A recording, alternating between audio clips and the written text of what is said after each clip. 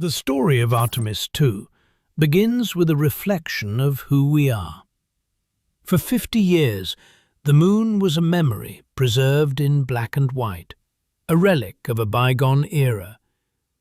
Artemis II changed that narrative by changing the faces in the cockpit. By sending Christina Koch, Victor Glover, Reid Wiseman and Jeremy Hansen, NASA signaled that the return to the moon is a mission for all of humanity. To get these pioneers off the planet, NASA needed a machine that had been decades in the making. A beast capable of defying gravity itself. The SLS isn't just a rocket. It's a controlled explosion of 8.8 million pounds of thrust, 15% more power than the legendary Saturn V. To put that in perspective, that's the equivalent of 160,000 Corvette engines screaming at once. As the countdown hits zero, the 4 RS-25 engines ignite first, followed by the twin solid rocket boosters. In these first 2 minutes, the giant 322-foot rocket consumes 2,000 tons of fuel. The vibration is so intense it creates its own weather system of sound waves capable of vibrating the crew's internal organs.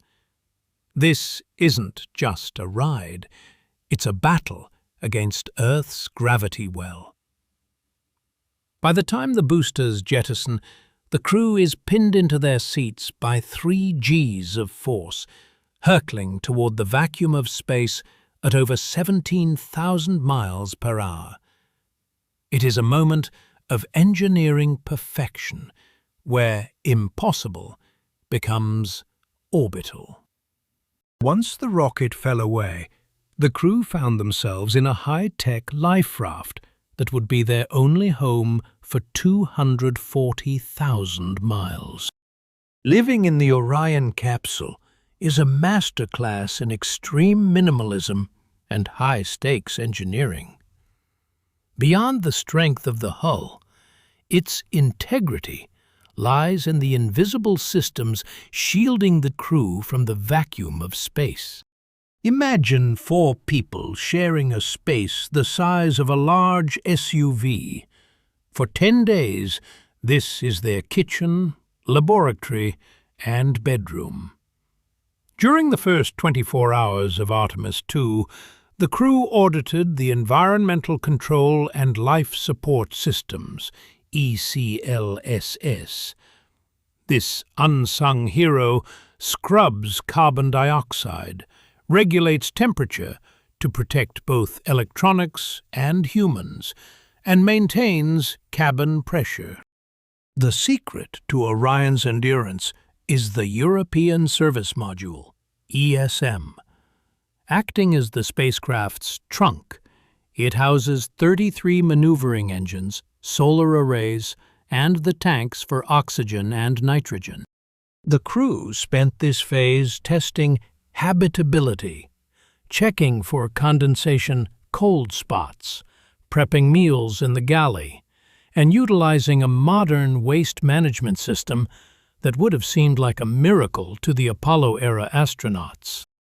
If this deep space minivan can keep a crew healthy and sane for 10 days, it proves we can sustain the months-long journeys required to reach Mars. Before heading to the moon, the crew spent 24 hours in a massive Earth orbit. They manually piloted Orion, dancing around their spent rocket stage to test proximity sensors. This was the ultimate shakedown.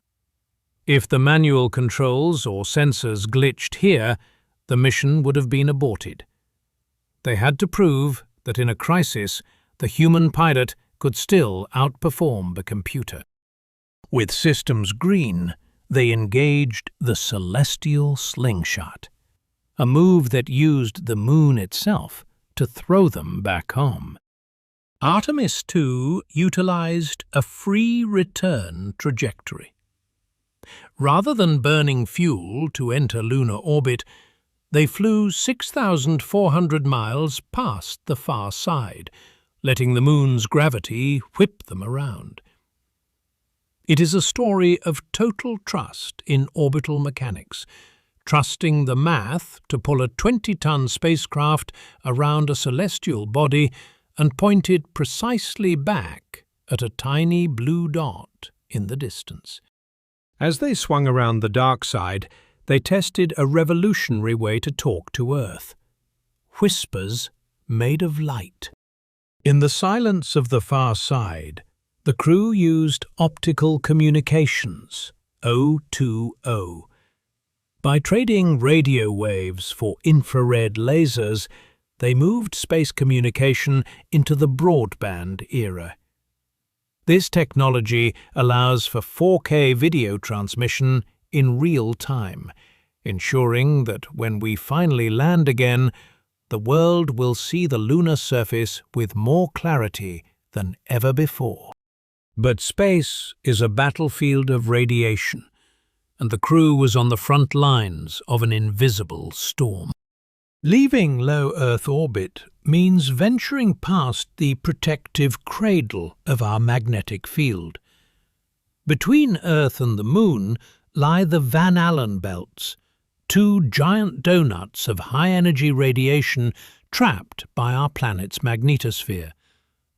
For the Artemis II crew, this is the most dangerous weather they will encounter. Inside Orion, the crew isn't just flying. They are the experiment. They are equipped with specialized sensors to track how deep space radiation affects human tissue in real time. To survive, Orion uses a storm shelter concept. If a solar flare erupts, the crew can huddle in the center of the capsule, surrounded by water tanks and supplies that act as a makeshift radiation shield. Surviving this invisible storm is the ultimate stress test for our Mars ambitions. If we can't protect them here, we can't protect them anywhere. Through the radiation and silence, the crew finally saw the magnificent desolation with their own eyes. As Orion swings 6,400 miles behind the Moon, the crew enters the most isolated environment in human history. For a period, they are completely cut off from Earth. No radio, no data, just the stark, cratered landscape of the lunar far side below them. While robotic probes have mapped this surface to the centimetre, they lack the geologist's eye. The crew searches for subtle colour variations in the lunar regolith that might hint at ancient volcanic activity or mineral deposits. They aren't just looking at rocks, they are reading the history of the solar system. When the Earth finally crests over the lunar horizon, the legendary Earthrise, it provides a perspective no machine can replicate. A fragile blue marble hanging in a void, reminding the crew exactly why this mission matters. The wonder eventually fades into the terror of the return journey, a 5,000-degree descent. Coming home is the most violent chapter of the journey. Orion hits the top of the atmosphere at 25,000 miles per hour, Mach 32.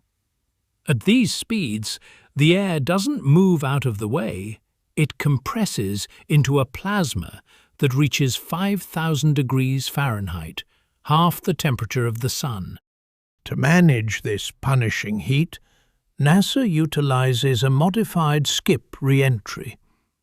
Like a stone precisely angled to graze the surface of water, Orion dips into the upper atmosphere to shed massive velocity, then uses its aerodynamic lift to skip and extend its range before the final dive.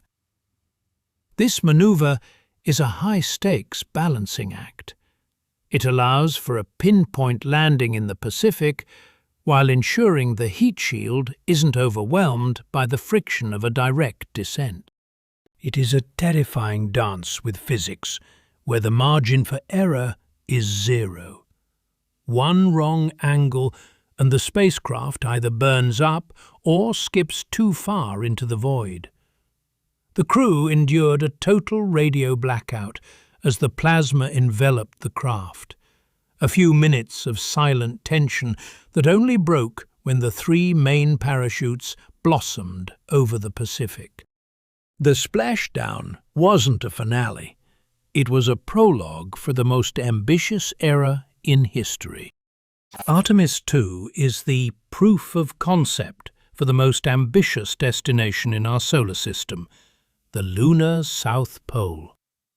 Unlike the flat, equatorial plains of the Apollo missions, the South Pole is a landscape of extremes, peaks of eternal light and craters of eternal darkness. In those shadows lies the lunar gold, water ice. This ice is the key to the stars. It can be harvested for drinking water, oxygen, and most importantly, hydrogen for rocket fuel.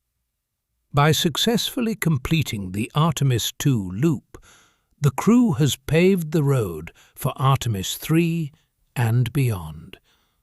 We aren't just going back to visit, we are going back to stay. Artemis II moved us from we can to we are. If you want to follow the journey to the first footprints on the South Pole, subscribe and join us. The frontier is open.